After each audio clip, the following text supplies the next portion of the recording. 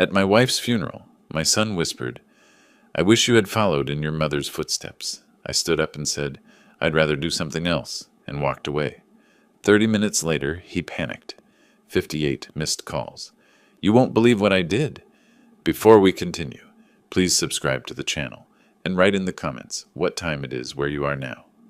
I stood beside the casket, my hand resting on polished mahogany that felt cold even through the white satin lining.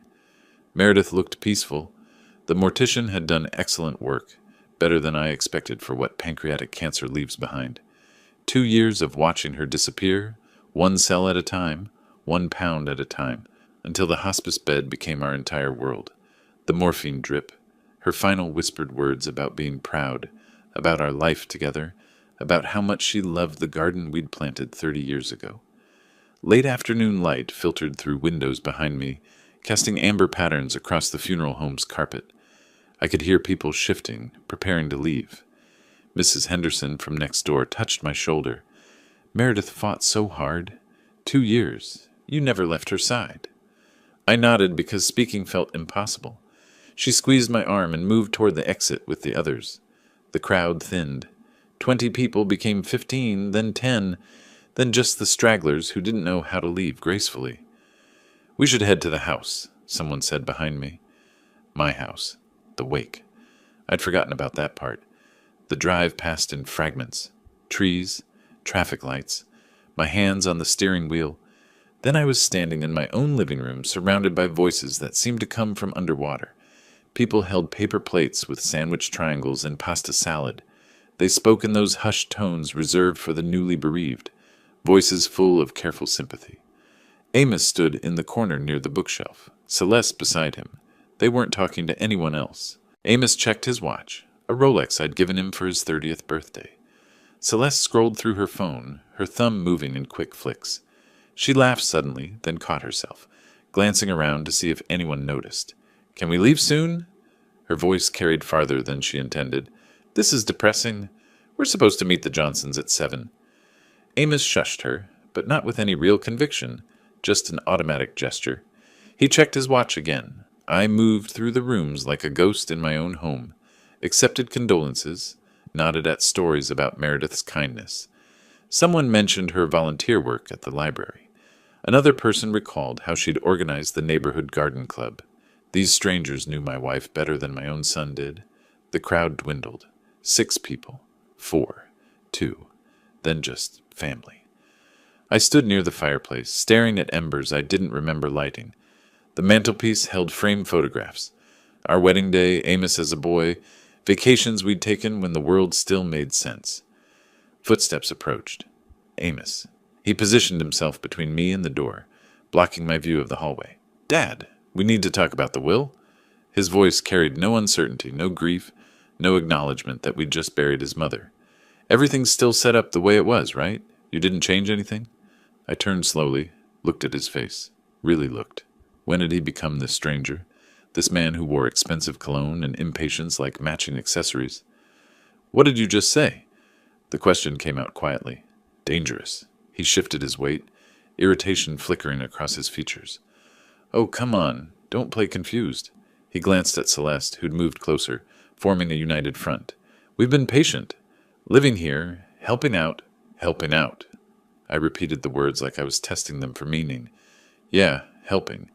But let's be realistic." Amos crossed his arms. "Better if you'd followed Mom's path, old man. At least then we could finally live normally. We've been waiting long enough." Silence filled the room like water rising. I felt it in my chest, in my throat, behind my eyes. Not tears. Something colder, clearer. Celeste's phone buzzed. She looked at the screen. I stepped forward. My hand had been gripping the mantelpiece. I hadn't noticed until I released it, until feeling returned to my fingers. I straightened my suit jacket, looked directly into Amos's eyes, held his gaze for 1 second. 2, 3, 4, 5. "I'll do something else instead." I walked past him, past Celeste, past the photographs on the wall that showed a family that had never actually existed, just a pleasant fiction I'd maintained through years of willful blindness, through the front door, down the driveway. My Mercedes sat where I'd parked it that morning, a lifetime ago. The engine started smoothly. German engineering. Reliable even when everything else crumbled. I backed out, shifted into drive, and headed toward the main road. The house disappeared in my rearview mirror. My phone buzzed in the center console. I picked it up at the first red light, held the power button until the screen went dark, and dropped it back into place. The Gulf Coast Highway stretched ahead, empty and dark, except for my headlights, cutting through the gathering dusk. I drove without destination, without thought, just following the white lines and the steady rhythm of the road beneath my tires. I drove for 2 hours, not thinking, just following the coastal highway until exhaustion forced me to stop. The Gulf Breeze Motor Lodge appeared like a mirage, neon sign flickering pink and blue against the darkness. Half the letters burned out, so it read, Gulbri Mo, or Low J. Nearly empty parking lot, single-story building that had probably looked modern in 1997. The clerk barely glanced up when I walked in. Young kid, maybe 20, absorbed in his phone. How many nights? Just one. I need somewhere quiet to think. He slid a registration card across the counter. I paid cash. He handed me a physical key attached to a green plastic diamond with 12 printed in white. Room 12. End of the row, farthest from the road. The room smelled like industrial cleaner and old carpet. Single bed with a thin floral bedspread.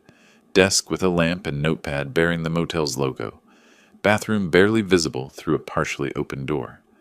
I sat on the edge of the bed, staring at my phone on the nightstand where I'd placed it carefully, like it might detonate. Several minutes passed, maybe 10, maybe 30. Time had become negotiable. I picked up the phone and held the power button. The screen illuminated, then exploded. 58 missed calls from Amos, 23 from Celeste. Text message notifications scrolled across the screen so fast I couldn't read them. The phone vibrated continuously in my hand. A desperate electronic heartbeat. I opened the messages. Started from the beginning. 6:47 p.m. Amos, Dad, where are you? This isn't funny. 7:23 p.m. Amos, you need to come back. We need to talk about Mom's arrangements. 7:45 p.m. Celeste, Norbert, please call us. We're worried. 8:15 p.m. Celeste, Norbert, Amos is really worried. Call us, please. 8:33 p.m. Amos, this is ridiculous. Answer your phone. 8:52 p.m. Amos, where the hell are you? 9:04 p.m. Amos, don't do anything stupid with the accounts. I know you're upset, but think clearly. I stopped scrolling, read that last message again. Don't do anything stupid with the accounts. Not, we're worried about you. Not, are you safe? Not, we love you, please come home. The accounts. I continued reading. 9:31 p.m. Celeste, we can work this out. Just come home and we'll discuss everything. 9:47 p.m. Amos, you're being childish? Mom just died and you're throwing a tantrum. 10:15 p.m. Celeste, Amos is driving around looking for you. Please respond. 10:43 p.m. Amos, fine, stay gone, but don't touch anything financial until we talk. My hands had stopped shaking. I felt perfectly calm, perfectly clear, like a surgeon standing over an operating table, seeing exactly where to make the first incision. I began scrolling backward through my memories instead of my phone. 8 years ago, Amos showing up with 3 suitcases and a story about a temporary setback. Lost his job at the dealership. Or was it that he quit? The details kept changing. Just until I get back on my feet, Dad. You and Mom have all this space. Temporary became permanent, became expected. Celeste appeared a year later. They married at City Hall. No ceremony, no celebration. We're keeping it simple, Amos explained. Celeste moved in without discussion.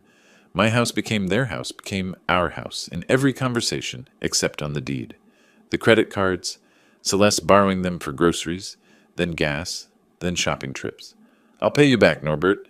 Things are just tight right now. Tight for 8 years. Meredith had mentioned it once, gently. Maybe we should set some boundaries. I dismissed her concern. They're family. Family helps each other. The roof repair, $4,200. I wrote the check. Same month, Amos bought a new truck. $40,000. Great deal, he'd said. Couldn't pass it up. Every utility bill, every property tax payment, every repair, Every expense, every cost. Mine, while they contributed nothing but presence and expectation. Discuss? There's nothing to discuss anymore. You made your choice clear. I spoke to the empty room. My voice sounded different, harder, like it belonged to someone who'd finally woken up after years of sleepwalking. I took out my laptop from the car. I'd grabbed it without thinking when I'd packed an overnight bag I didn't remember packing. The motel Wi-Fi connected slowly. I opened a browser and began researching. Florida property law, tenant eviction procedures, estate planning, financial power of attorney, credit card fraud, adult-child exploitation. The notepad sat beside my laptop. I picked up the cheap ballpoint pen with the motel logo and began writing. Estate attorney, notary, bank manager, property deed documents, credit card statements going back 8 years, financial audit, change all passwords, contact credit bureaus, file police report if necessary. The list grew longer, more detailed. I organized information into categories: legal, financial, property, timeline. My phone buzzed. Another message from Amos. I didn't read it. Another from Celeste. Ignored. The phone kept buzzing, kept lighting up the dim room with each new notification. I turned it face down and continued working. Richard Kowalski. The name appeared in 3 different legal forms when I searched aggressive estate attorney Sarasota. One review called him ruthless but effective. Another said, hire him before your opponent does. A third mentioned he specialized in contested family matters and asset protection. Perfect. At 2 a.m, I lay back on the bed, fully clothed, staring at water stains on the ceiling that looked like continents from an atlas of nowhere. My phone buzzed twice more. I didn't move to check it. Morning light crept through thin motel curtains. I had 3 hours of sleep and a completely clear mind. First stop, the office of Richard Kowalski, the most ruthless estate attorney in Sarasota. 3 days passed in the rental apartment. Furnished, impersonal, temporary, everything I needed it to be. The place came with a 6-month lease I'd signed without hesitation. Downtown Sarasota, 8th floor, windows overlooking buildings I'd driven past for 30 years without really seeing. I unpacked a single suitcase filled with clothes from my office locker at the clinic. Nothing from the house, nothing that belonged to that life. My phone sat on the kitchen counter, screen dark. 63 missed calls in 3 days. I hadn't listened to a single voicemail. The appointment with Richard Kowalski was scheduled for 11. I arrived 20 minutes early, parked in the underground garage of his building, and rode the elevator to the 7th floor, carrying a leather portfolio stuffed with documents. The reception area had the quiet efficiency of expensive legal representation. Glass chrome, leather furniture that looked uncomfortable and probably cost more than most people's cars. A woman behind a curved desk looked up with a professional smile. Norbert Wallace, I have an 11 o'clock with Mr. Kowalski. He's expecting you. Would you care for coffee while you wait? No, thank you. She led me to a conference room with floor-to-ceiling windows overlooking Sarasota Bay. The water glittered in morning sunlight. Beautiful. I hadn't noticed beauty in years. Richard Kowalski entered exactly at 11. Tall, gray hair, suit that probably cost what I used to spend on family vacations. He shook my hand once, firm grip, then gestured to the table. Let's see what we're working with. I spread the documents across polished wood. Property deed, current will dated 2015, marriage certificate, bank statements going back 2 years, everything organized in chronological order, labeled with sticky notes. Professional habits die hard. Kowalski examined each page with the focused attention of a surgeon studying an X-ray. He made notes on a yellow legal pad. After 15 minutes of silence, he looked up. The house is entirely in your name. Purchased in 1988, correct? Before my son was born. Your son has no legal claim to the property whatsoever. He tapped the deed with his pen. None. This is solely yours. My phone vibrated on the table. Amos calling. I declined it. Kowalski noticed but said nothing. The will leaves your entire estate to your son. He flipped through the pages. Written 10 years ago. Standard beneficiary designation. 10 years ago, I assumed family meant something. I was wrong. The words came out flat. Factual. How quickly can we change it? New will can be drafted within days. Executed within a week. Kowalski leaned back in his chair, studying me with the detached interest of someone who'd seen every variation of family dysfunction. More important question, do you want to revoke their residence? I want them out, legally, permanently. What's the process? Florida law requires 30-day written notice for residents without a lease agreement. After that period, if they refuse to leave, we file for formal eviction through the court system. It's clean, it's legal, it's final. He pulled a blank form from his briefcase. I can prepare the notice today. My phone vibrated again, this time a text message. I glanced at the screen, then read it aloud. You can't just throw us out. This is our home, too. Interesting word choice. Our home, not your home. Kowalski extended his hand. May I? I passed him the phone. He scrolled through several messages, his expression unchanging. Keep all of these. Don't delete anything. This harassment strengthens our position if this proceeds to court. He handed the phone back. Is there anything else you want to address? I need financial forensics. I pulled out the bank statements, pointed to highlighted sections I'd marked the previous night. I believe they've been accessing my accounts without proper authorization, taking more than what I consciously gave them. Kowalski took the statements, scanned the figures, nodded slowly. I recommend Susan Berg, forensic accountant, exceptionally thorough. He wrote a name and number on his notepad, tore off the sheet, and slid it across the table. She'll find every dollar they've stolen. And it is theft, Mr. Wallace, regardless of family relationship. For the next hour, we discussed specifics, eviction timeline, will revision requirements, documentation needed for financial investigation. Kowalski explained everything in precise legal terminology. No sympathy, no judgment, just clean presentation of facts and options. I signed paperwork authorizing him to act as my attorney of record, to request complete bank records, to begin drafting a new will that would leave my estate to a combination of medical charities and the public library where Meredith had volunteered. One more thing. Kowalski stood, gathering his documents into a folder. You'll receive pushback, threats, emotional manipulation, possibly public confrontation. Don't respond. Don't engage.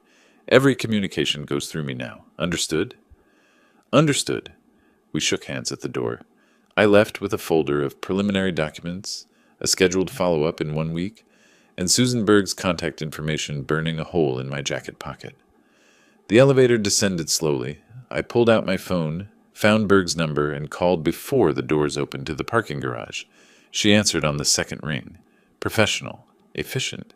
We scheduled a meeting for 2 days later. Kowalski's words echoed in my head as I drove back to the apartment. It's clean. It's legal. It's final. That was all I needed. Susan Berg's office occupied a small suite in a professional building near the hospital. Wall of filing cabinets, dual monitors showing cascading spreadsheets, certificates framed on walls proving credentials I'd already verified online. She was 45, sharp-eyed, wearing reading glasses on a chain around her neck. I'd brought 3 years of statements, bank accounts, credit cards, tax returns, everything I'd retrieved from my home office safe during a carefully timed visit. When Amos and Celeste were out, I'd watched the house from down the street until I saw them leave, then let myself in, grabbed what I needed, and left within 10 minutes. Berg spread the documents across her desk like a dealer arranging cards. Give me a minute. I sat in silence while she worked. Her fingers moved across keyboards, pulling up additional records from bank websites, where I'd provided access credentials. She made notes on a yellow pad, highlighted certain lines, cross-referenced dates. The clock on her wall ticked through 20 minutes before she spoke. This supplementary card you authorized in 2020? She turned one monitor so I could see the screen. It's been used exclusively at luxury retailers. Total, across 3 years, $47,000. The number felt both shocking and inevitable. I authorized it for groceries and household emergencies. Show me one grocery store charge. Berg scrolled through pages of transactions. There aren't any. It's all personal luxury items. She read from the screen. Designer boutique, $3,200. Jewelry store, $8,500. Day spa package, $1,400. High-end cosmetics, $900. Her voice remained neutral, clinical. Every single charge is luxury goods or services. No groceries, no household supplies, No emergencies. Celeste. The name tasted bitter. The card is in your name with her as authorized user. Legally, you're responsible for every dollar. Berg flipped to another spreadsheet. But this is more brazen. She highlighted a column of transfers. Each one showed money moving from our joint checking account, the one I'd set up years ago for household expenses, into an account with only Amos's name. The notes beside each transfer read like variations on a theme. Temporary loan, will repay. Short-term assistance, emergency funds, paying back next month. Your son has withdrawn $83,000 over 3 years, each one marked as a temporary loan. Berg looked at me over her reading glasses. Not one repayment. Not a single dollar returned. The numbers swam in front of my eyes. 47,000, 83,000, 130,000 total. Gone. Stolen. While I paid for everything else, mortgage, utilities, property taxes, insurance, repairs, while Meredith was dying and I was too exhausted to notice my accounts draining away. I want documentation for civil court. Every transaction, every unauthorized use, every fraudulent transfer. My voice came out steady despite the rage building behind my ribs. And I want every card canceled today. Remove his access to all accounts effective immediately. Berg nodded, already typing. This is textbook financial exploitation. You have grounds for full recovery, plus interest and legal fees. She printed page after page of highlighted transactions. I'll notify the banks this afternoon. All cards will be canceled by end of business. Account access revoked. I'll prepare a complete forensic report for your attorney within 48 hours. I photographed key pages with my phone. Documentation, evidence, proof that family was just another word for theft when you weren't paying attention. One more thing, Berg said as I gathered the papers. Change all your passwords, email, bank accounts, credit cards, everything. Use complex combinations they couldn't guess. Enable two-factor authentication on every account. I drove to the clinic for afternoon appointments, tried to maintain normal professional routine, saw patients, reviewed x-rays, discussed treatment options. Routine. Normal. Except nothing felt normal anymore. At 4:30, between patients, the waiting room erupted. I heard shouting first, then my receptionist's voice, strained and apologetic. Then Amos burst through the door to my examination area, face red, pointing his finger like a weapon. Dad, what the hell did you do? My card was declined. You blocked the accounts. I stood there in my white coat, stethoscope still around my neck from the previous patient. Through the open door, I could see the waiting room, 6 patients watching, expressions ranging from shock to embarrassment. You need to leave. This is a medical facility. You're throwing your own family on the street. His voice climbed higher, louder. What kind of father does that? After everything we've done for you. I picked up the phone on my desk, pressed the button for security, kept my voice calm, professional. I need someone to escort an individual from the building. He's disturbing patients. You can't do this. Amos moved closer, jabbing his finger toward my chest. You think you can just cut us off? Throw us out like garbage? We're family. Security arrived. Marcus, who'd worked the building for 5 years. He placed a hand on Amos's shoulder. Sir, you need to come with me. Take your hands off me. But Marcus was bigger, trained, and utterly calm. He guided Amos toward the door with professional efficiency. Amos shouted over his shoulder as he was escorted out. This isn't over. You'll regret this. Silence filled the examination area after the door closed. I could hear my own breathing, measured and controlled. Through the window to the waiting room, I saw patients shifting uncomfortably, avoiding eye contact with each other. I walked out to the reception desk. 6 faces looked up at me. I apologize for that disruption. It won't happen again. I turned to my receptionist. Who's next? An elderly woman stood slowly, using her cane for balance. As she walked past the reception desk, she stopped, looked directly at me with sharp eyes that had probably seen everything life had to offer. That was your son? She shook her head slowly. Speaking to you that way? After a funeral? She didn't wait for an answer, just continued into the examination room, leaving her words hanging in the air like an indictment. I treated the rest of my patients without further incident. Professional. Focused.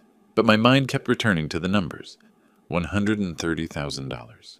3 years, while Meredith was dying.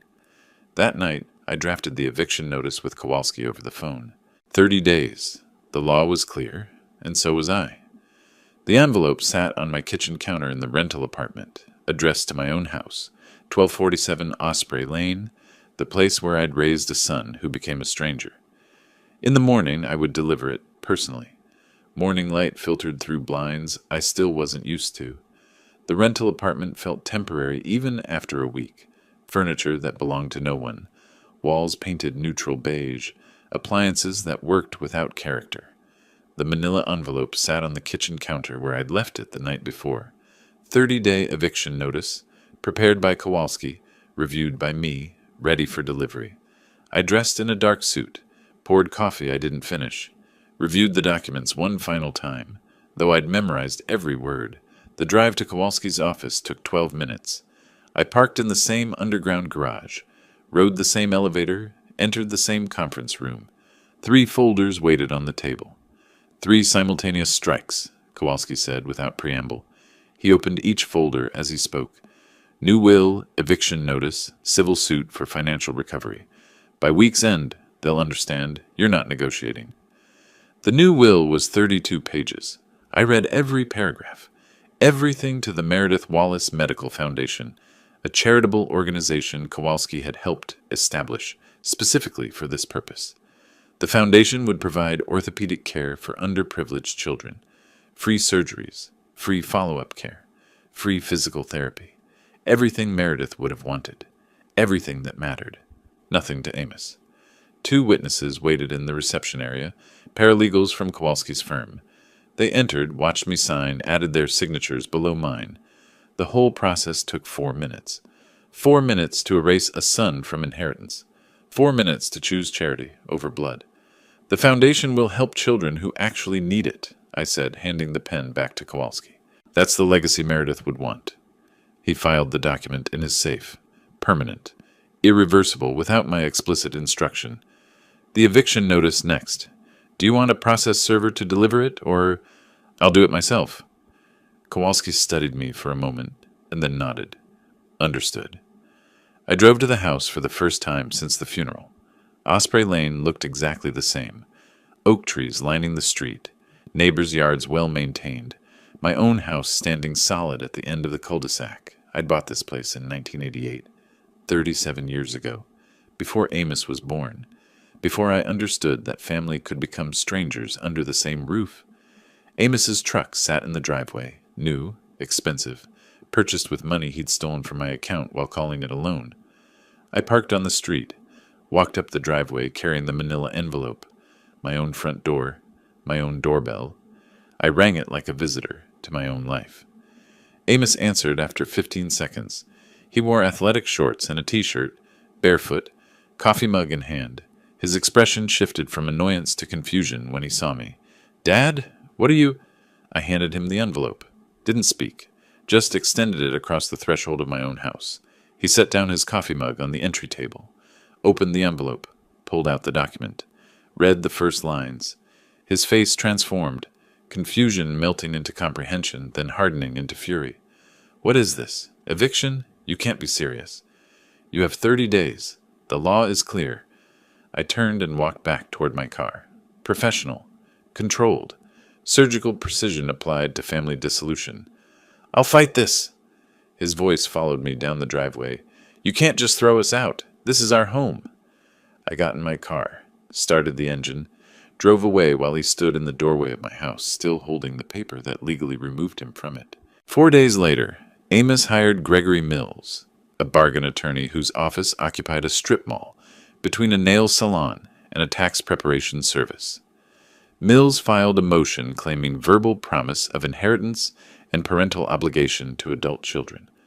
The preliminary hearing occurred on Tuesday morning, Sarasota County Courthouse, 3rd floor, Judge Patricia Hendricks presiding. I sat beside Kowalski at the plaintiff's table. Amos sat across the aisle with Mills, who shuffled papers with the nervous energy of someone who knew his arguments were worthless but needed to justify his retainer fee. Mills stood when called. "Your Honor, my client was verbally promised this inheritance. There's a moral obligation—" Judge Hendricks held up one hand. Counselor, verbal promises regarding inheritance hold no legal weight in Florida. Adult children have no inherent right to parental property. Does your client have any written documentation? Any signed agreement? No, Your Honor, but the moral...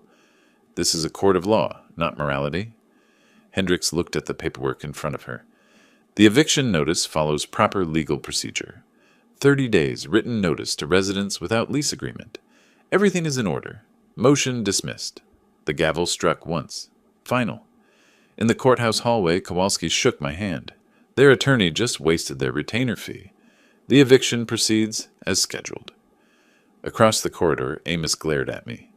Mills spoke to him in low tones, probably explaining that no further legal options existed. Amos's jaw clenched. His hands formed fists at his sides. But he didn't approach, didn't speak, just stared with the helpless rage of someone watching control slip away completely. That evening, my colleague Dr. Patricia Chen forwarded screenshots from Facebook. Celeste had created posts in a neighborhood group. Norbert Wallace is abandoning his family, throwing us on the street after everything we've done for him, after standing by him through his wife's illness. This is how he repays loyalty. The post included photos from Meredith's funeral, Celeste and Amos standing beside the casket, looking appropriately grief-stricken for the camera. But beneath Celeste's post, the comments told a different story. Margaret Kowalski, neighbor. I've lived next to Norbert for 15 years. He's the kindest man I know. Where were you two when Meredith needed help? Norbert was there 24/7. Dr. James Morrison, colleague. Norbert spent 2 years caring for his wife while maintaining his practice. I never once heard him complain. This post is manipulative and dishonest. Former patient after former patient, colleagues, neighbors, community members, all defending me, all calling out the manipulation. The comments multiplied faster than Celeste could respond to them. Patricia Chen's text message said everything. Don't worry, everyone knows the truth. We've got your back. I texted back, thank you. Truth has a way of surfacing. 23 days remained until eviction. 3 legal strikes executed. Social media manipulation backfired. The law was working exactly as it should. My phone rang 2 weeks into the eviction period. Unfamiliar number. I almost didn't answer, but something made me pick up. Dad. Amos's voice. Different than before. Quieter. Can we talk? Just talk, please. 16 days remained until the sheriff would arrive to enforce the eviction. 16 days until legal became physical. What do you want to discuss? Meet me. Coffee. Anywhere you want. Just give me 30 minutes. I should have said no. Should have ended the call. But curiosity, or maybe some buried instinct about closure, made me agree. Tomorrow, 10 a.m., the Coastal Roast downtown. He arrived 5 minutes early. I watched him through the window before entering. Amos sitting at a small table in the back corner, coffee already purchased, fingers drumming nervously on the tabletop. His clothes looked rumpled, facial hair growing unevenly, the expensive watch missing from his wrist. I entered, ordered black coffee, and sat down across from him without preamble. You wanted to talk. Amos looked at his hands. I know I messed up. I know things got out of control. Out of control, I repeated the phrase flatly. Is that what you call stealing $130,000? He flinched.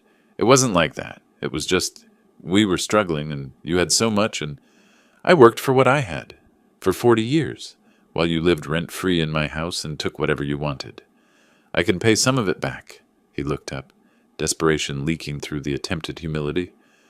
Not all of it, but 50,000. I can get 50,000 together if you drop the lawsuit, and we can work out rent payments. Something reasonable. We just need more time. The math was almost insulting. 50,000 on a $130,000 debt, staying in the house with reasonable rent after 8 years of contributing nothing. No. Dad, please. My answer's no. His composure cracked. What are we supposed to do? We can't afford housing in Sarasota. Celeste is threatening to leave me. My boss saw what happened at your clinic. Half the office saw the Facebook posts. I'm barely hanging on to my job. Perhaps you should have considered consequences before stealing from me while your mother was dying. The words landed like physical blows. Amos's face reddened. That's not fair. What's not fair is that Meredith asked about you during her final week. Asked when you were coming to visit. I told her you'd be there soon. You never came. I was working. You were at a dealership holiday party when she died. I called you at 8 p.m. Told you to come immediately. You arrived at 11, 3 hours late to your mother's death. Amos stood abruptly. His chair scraped loudly against the floor. Other patrons glanced over. You're never going to forgive me. Never going to give me another chance. You're correct? He stared at me for 5 long seconds, waiting for me to soften, to relent, to offer something. I stared back and offered nothing. He left, walked out without another word. His coffee cup sat abandoned on the table, still half full. I finished mine slowly, left a tip for the server, drove back to the apartment feeling nothing but cold satisfaction that I'd held firm. 3 days later, Celeste tried a different approach. The Remembering Meredith Wallace Facebook group had been created by Meredith's book club friends after her death. 43 members. Photos, memories, stories about her kindness. I'd been added but rarely checked it. Too painful to see her smile in every posted picture. Celeste posted a long message. Today marks 3 weeks since we lost our beautiful Meredith. I've been reflecting on how much she valued family. She always said family was everything. Norbert, if you're reading this, please remember what Meredith would want. She wouldn't want her family torn apart. She'd want forgiveness, reconciliation, love. Please honor her memory by giving us a chance to make things right. The post included a photo of Celeste and Meredith from 2 years ago, before the cancer became terminal, both smiling, happy. The manipulation was more sophisticated this time, invoking Meredith's values, using her memory as emotional leverage. It might have worked on someone who didn't know the truth. I waited 3 hours before responding. Let the post sit. Let people read it. Then I wrote my reply directly beneath it, visible to all 43 group members. Meredith spent 2 years in hospice care. Thanksgiving 2023, Amos chose a work party over dinner with his dying mother. December 2024, he visited 0 times during her final week. He arrived at her funeral 20 minutes late. Meredith died knowing her son couldn't be bothered to say farewell. Don't invoke her memory to justify your behavior. The response was immediate. Linda Chen, Meredith's book club friend. I visited Meredith every week during those final months. Norbert was there every single time. Exhausted but present. I never once saw Amos. Margaret Santos, hospice volunteer. I was with Meredith that final week. She asked for Amos. Norbert told her he was on his way. He never came. Norbert, you gave her comfort. Don't let them rewrite that. More comments flooded in, all supporting me, all confirming the truth. Celeste deleted her post within an hour, but screenshots had already circulated. That night, Kowalski emailed the final eviction order. Judge Hendricks had signed it that afternoon. The sheriff was scheduled for 10 a.m. on the 30th day, exactly as the law required. I stood in my apartment kitchen reading the email on my phone. 30 days had seemed long when I'd handed Amos that manila envelope. Now they'd passed like water through fingers. The 30th day arrived like clockwork. I stood in Kowalski's office reviewing the final eviction order, signed by Judge Hendricks. The sheriff was scheduled for 10 a.m. I would be there to witness it. The morning arrived bright and inappropriately beautiful. Florida sunshine, clear sky, temperature already climbing toward 80 degrees. I stood in the driveway of my own house at 9:45, waiting beside my Mercedes. The sheriff's vehicle pulled up at 9:53. Deputy Marcus Chen stepped out, official eviction order in hand. Behind him, Derek Morrison's sedan parked on the street, the realtor I'd hired to assess the property's value. A notary public emerged from Morrison's passenger seat, carrying a clipboard and inventory forms. Deputy Chen nodded at me, professional courtesy. We'd spoken by phone the day before to coordinate timing. He walked to the front door and knocked firmly. Sheriff's Department, I have an eviction order for Amos Wallace and Celeste Wallace. Open the door, or I will be forced to make entry. Silence. Then muffled voices inside. An argument. Celeste's voice rising, panicked. Amos saying something I couldn't hear through the wood. Chen knocked again, harder. This is your final warning. Open the door. The lock clicked. The door opened. Amos stood there in sweatpants and a wrinkled t-shirt, unshaven, eyes red from either anger or sleeplessness. Behind him, the house looked chaotic. Boxes started but not finished. Clothes draped over furniture, dishes in the sink visible from the doorway. 30 days' notice, and they'd barely packed. "This is harassment," Amos said, voice tight. "We have rights." Chen held up the eviction order. "You have 2 hours to remove personal belongings. Personal clothing and documented gifts only. Everything else remains property of the homeowner." He gestured to the notary. "This is Mrs. Patterson. She'll document what you remove to prevent any future disputes." I stayed back near the driveway, letting Chen handle the procedure. Morrison stood beside me, taking notes about the property's condition. The morning sun cast long shadows across the lawn I'd mowed for 37 years. Amos and Celeste disappeared inside. Sounds of frantic movement followed, drawers opening, closets being ransacked, voices arguing about what to take first. The notary entered with her clipboard, positioned herself in the living room where she could observe. 15 minutes later, Celeste emerged carrying the Chinese vase from the living room, blue and white porcelain, hand-painted, worth more than most people's monthly rent. "This was a gift," her voice trembled. "Meredith gave this to me before she died." I walked to my car, opened the trunk, and retrieved a folder I'd prepared the night before, organized by room, then by item value. I flipped to the living room section, pulled out a receipt, and walked back to where Celeste stood, frozen in the doorway. "I bought that vase in 2015 from Chen's Antiques." I showed her the receipt, then showed it to the notary. $2,800. My credit card. My property. Celeste's face crumpled. She set the vase down roughly on the entry table. I winced, hoping it didn't crack, and went back inside. The pattern repeated. Jewelry armoire from the bedroom. $1,200. I had the receipt. Landscape painting from the hallway. $3,500. Purchased at a gallery opening Meredith and I had attended. Designer chair Celeste claimed was a wedding gift from us. $4,000. My purchase. My choice. Placed in our guest room that they'd commandeered. Each time, I produced documentation. Each time, Mrs. Patterson marked her clipboard. Denied. Homeowner property. Documented purchase. Amos's control shattered around 11:30.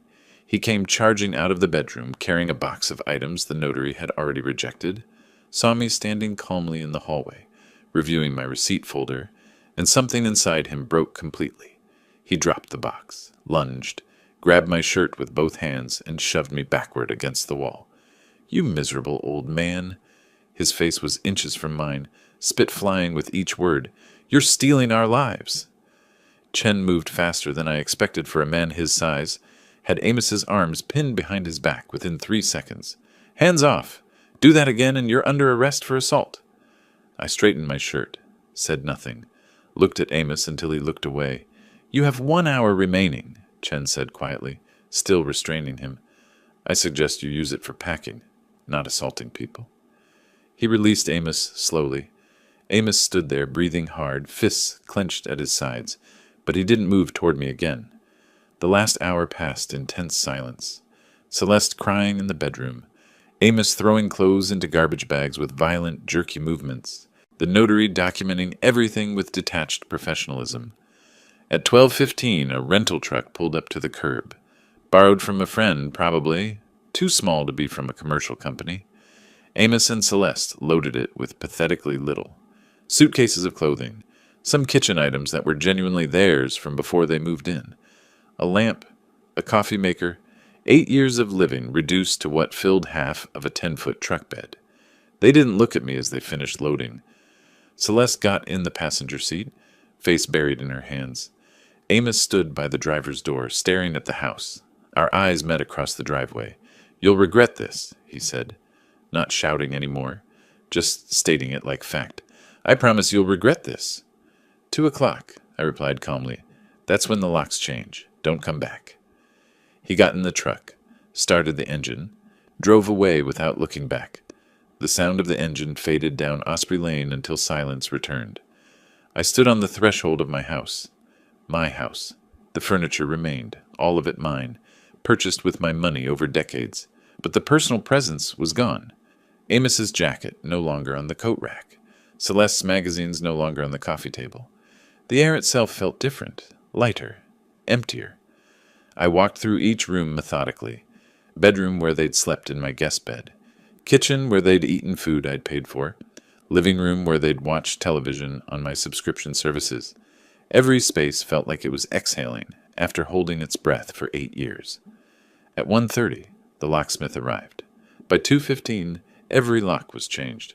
New keys in my pocket. Old keys, worthless pieces of metal, wherever Amos had thrown them. I stood in the doorway one more time as the locksmith drove away, looked out at the empty driveway, the quiet street, the ordinary afternoon continuing around me. Then I turned back into the house and closed the door firmly. The sound of that lock clicking into place felt like the final word in a very long argument. Dr. Sarah Martinez called that evening as I sat in the rental apartment, reading through property inspection documents Morrison had left. "Norbert, I need to warn you about something." Her voice carried that careful tone people use when delivering bad news. "Amos gave an interview to the Coastal Observer. David Preston's writing the article. It's going to be unflattering." The Coastal Observer was Sarasota's weekly newspaper. David Preston specialized in human interest pieces that leaned heavily on emotional manipulation. I'd seen his work, sensational headlines, selective fact presentation, quotes taken out of context to create maximum drama. "When does it publish?" "Tomorrow morning. I wanted you to know before you saw it." I thanked her and ended the call. Spent the rest of the evening finishing Morrison's paperwork. Whatever Amos had told Preston, whatever narrative he'd constructed, wouldn't change the legal reality. The eviction was final. The house was mine. Facts didn't care about newspaper articles. The article appeared in Thursday's edition. A colleague left a copy in my office mailbox with a sticky note. "Don't let this get to you." The headline read, "Local man forced from family home. Claims father's calculated cruelty." Preston had written exactly what I'd expected. Amos painted as the devoted son, caring for his aging father after the mother's tragic death, forced onto the street with nowhere to go. The father portrayed as cold, vindictive, motivated by unspecified grudges. Celeste quoted extensively about abandonment and betrayal. No mention of the 8 years of financial exploitation. No mention of the documented theft. No mention of the court ruling that found zero legal merit in Amos's claims. Selective truth presented as complete story. It was masterful manipulation. By noon, my phone started ringing. Colleagues checking on me. Patients leaving voicemails. The medical community had seen the article, and they were not impressed. Dr. James Morrison sent me a letter he'd submitted to the Observer. "I've known Norbert Wallace for 23 years. I watched him care for his wife through 2 years of terminal illness, without once complaining or asking for help. I watched his son, Amos, miss every important milestone of that illness, hospital admissions, treatment decisions, final goodbyes. To characterize Norbert as cruel is not just inaccurate, it's obscene. David Preston should be embarrassed for publishing such poorly researched propaganda." More letters flooded the newspaper. Margaret Santos, the hospice volunteer, wrote 3 paragraphs detailing Amos's absence during Meredith's final week. Linda Chen from the book club described how Norbert had personally organized memorial donations, while Amos complained about funeral costs. Former patients submitted testimonials, pro bono surgeries for uninsured children, payment plans that amounted to forgiveness, Christmas gifts for families struggling with medical bills. The Observer's online comments section exploded. Every supportive comment about Amos was buried under 50, defending me. People I didn't even know wrote detailed rebuttals, citing court records, eviction laws, adult children's lack of inheritance rights. Patricia Chen, my colleague who'd forwarded the initial Facebook screenshots, sent me another message. "The Medical Society is drafting a formal statement. 37 physicians signed it. Preston's editor called personally to apologize." I didn't respond to any of it. Didn't write letters. Didn't post comments. Didn't defend myself publicly. The truth was doing that work without my participation. 3 days after the article, Sarah Martinez called again. "Amos was fired. The dealership let him go this morning." I sat in silence for a moment, absorbing that information. Why? Multiple reasons, apparently. The clinic scene had already put him on thin ice. Then the article came out, and customers started calling, asking why they employed someone described so negatively in the community. When the counter-narrative exploded, all the letters, the testimonials, management decided he was too much of a liability. And Celeste? Word is she's leaving him, moved in with a friend, filed for separation. I thanked Sarah and hung up. Stood at the rental apartment window watching evening traffic pass on the street below. Felt no triumph, no satisfaction in Amos's continued downfall. Just a weary kind of validation that consequences were playing out logically. The article had been Amos's last strategy. Public shaming, emotional manipulation, community pressure on me to relent. It had backfired so completely that it accelerated his own destruction. Sometimes justice doesn't need your help. Sometimes it just needs you to step back and let truth work. 2 weeks after the article debacle, I received notice from the court. The civil lawsuit hearing was scheduled. $130,000. Documented and itemized. Kowalski called it a formality. The evidence was overwhelming. I drove to the courthouse early that morning, knowing this was the final legal piece. The civil courtroom felt smaller than the one where Judge Hendricks had dismissed Amos's preliminary motion 2 months earlier. Same judge, same courthouse, different stakes. I arrived 40 minutes early with Kowalski, carrying organized case files in the leather portfolio that had become a familiar weight. The morning proceeded with the methodical efficiency of legal machinery, doing exactly what it was designed to do. Judge Hendricks entered at 9:15. We rose, sat, and began. This court will now hear the civil matter of Wallace versus Wallace, case number CV 2025-1847. Hendricks adjusted her reading glasses. Mr. Kowalski, present your case. Kowalski called Susan Berg as expert witness. She connected her laptop to the courtroom display, and spreadsheets filled the screen behind her. 3 years of my financial life reduced to columns and highlighted cells. Over 36 months, the supplementary credit card ending in 4782 accumulated $47,000 in charges. Berg used a laser pointer to track down the spreadsheet. Analysis shows 0 household or emergency purchases, exclusively luxury retail, jewelry, designer clothing, spa services, high-end cosmetics. She clicked to another screen. Additionally, defendant Amos Wallace initiated 63 transfers from joint household account to his personal account, totaling $83,000, each marked as temporary loan with promise of repayment. Gregory Mills attempted cross-examination with the desperate energy of someone billing hours on a lost cause. Ms. Berg, isn't it common for parents to financially support adult children during difficult times? Berg's response came with professional precision. Support, yes. Unauthorized use of credit instruments and accounts without permission? That's financial exploitation under Florida Statute 825-103. Kowalski presented Exhibits 12 through 18, printed text messages and emails. Your Honor, I'd like to enter evidence where Mr. Amos Wallace explicitly promises repayment. Quote from text, dated March 17, 2023. I'll get you the $3,000 back by end of month, I promise. Mills tried again. These were family arrangements. My client had an understanding with his father. Counselor, Hendricks looked up from the documents. I have documented evidence of promises to repay. That establishes these as loans, not gifts, unless you have evidence contradicting this. Mills had nothing. Sat down. Amos stared at the table in front of him, jaw clenched, wearing a cheap suit that probably cost less than one of Celeste's purses. I took the witness stand when called, answered Kowalski's questions directly, factually. Did you authorize the supplementary card for these specific luxury purchases? No. I authorized it for groceries and household emergencies only.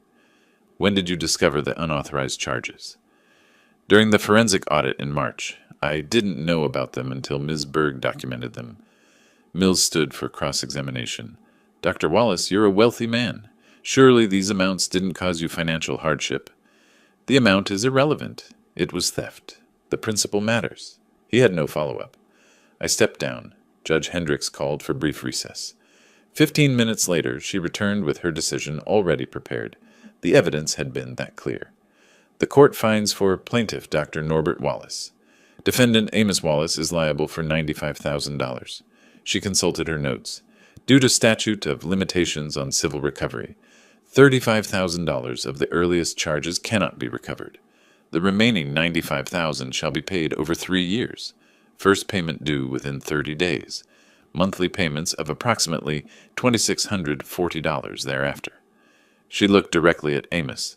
Failure to maintain the payment schedule will result in wage garnishment and potential asset seizure. This court is adjourned. The gavel struck once. Final. I stood when dismissed, showed no visible reaction, no smile, no nod, just gathered my papers and followed Kowalski into the hallway. Clean victory, he said quietly. He'll be paying you for years. I'm not keeping it. The decision had been clear in my mind for weeks. Every dollar goes to the foundation. Kowalski nodded like he'd expected exactly that answer. I left through the side exit to avoid any possibility of confrontation. Drove back to the rental apartment. I still hadn't moved into the house, though the locks had been changed for 3 weeks. The place needed work first. Paint, new furniture, transformation from crime scene to home. That evening, Kowalski called. Thought you should know. Celeste filed for divorce. Official filing came through this afternoon. Quick timing. She specifically excluded herself from his debts. Smart legal move on her part. Smart woman, I said. Too bad she didn't apply that intelligence earlier. After hanging up, I stood at the apartment window watching evening traffic. Thought about Amos sitting in that courtroom, stone-faced, while the weight of consequences settled onto his shoulders. 3 years of payments, monthly reminders of theft, betrayal, exploitation, and every dollar would go to children who needed surgeries their families couldn't afford. Children nothing like the man Amos had become. The foundation paperwork sat on my kitchen counter, nearly complete. The Meredith Wallace Medical Foundation. 501c3 status approved. Bank account established. First consultation requests already arriving. Justice looked exactly like this. Methodical, documented, final. 3 months after the judgment, I stood on the back terrace of my house, watching morning light spread across the garden Meredith and I had planted 3 decades ago. August in Florida. Heat already building despite the early hour. The house felt different now, fresh paint throughout, furniture rearranged.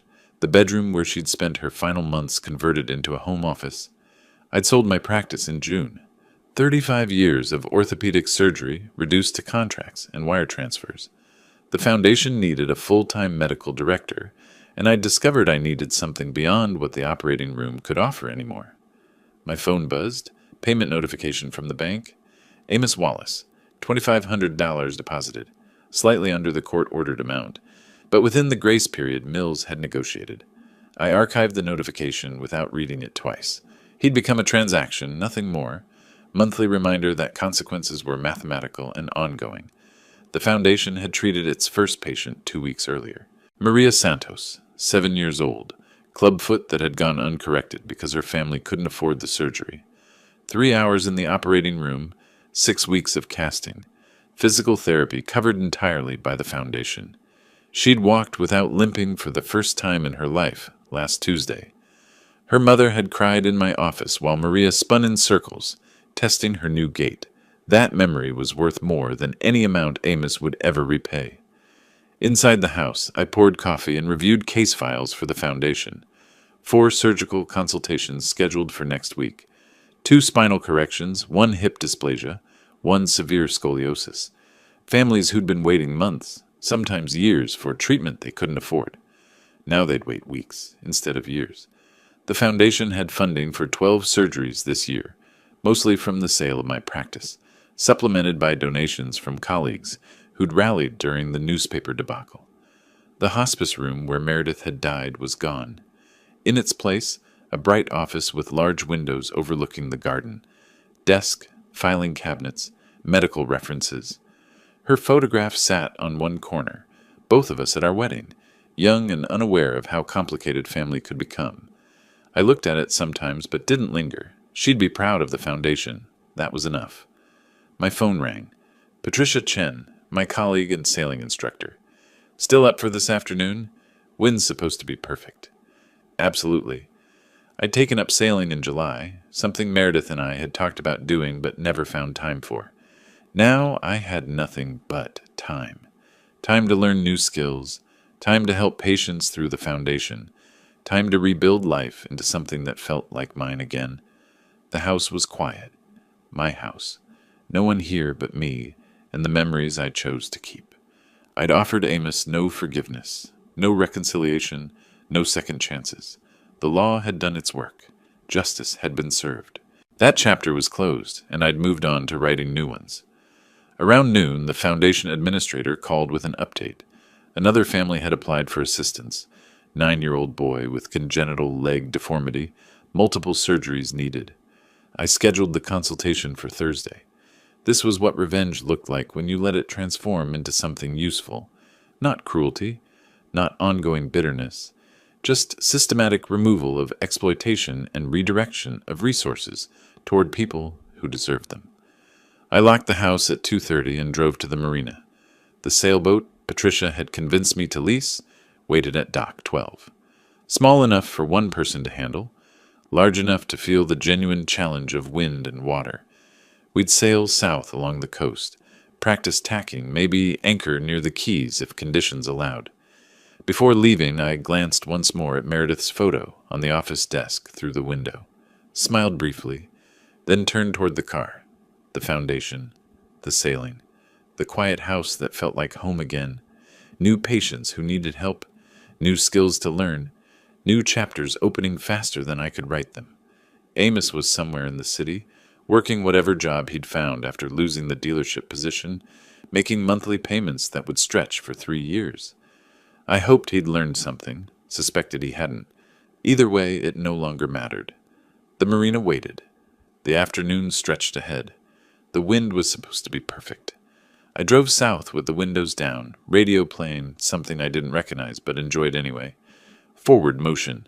That's all life really required. Forward motion and purpose. I had both.